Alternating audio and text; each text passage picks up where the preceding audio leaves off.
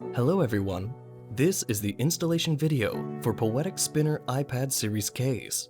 Let's begin the installation. Upon opening the box, you will find the iPad case and shoulder strap inside.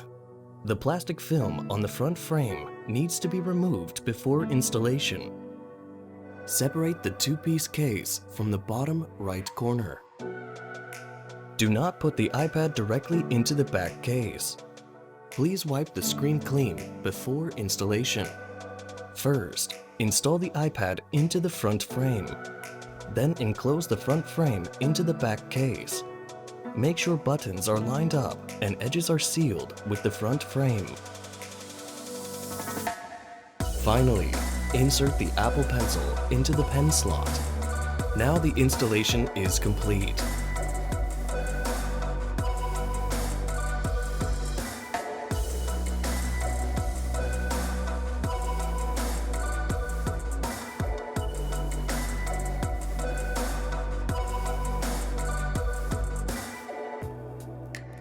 Now, I will show you how to install the shoulder strap. First, fasten both ends of the shoulder strap through lanyard openings. Then, buckle up the strap. Repeat the step on other lanyard opening, and you will be all set.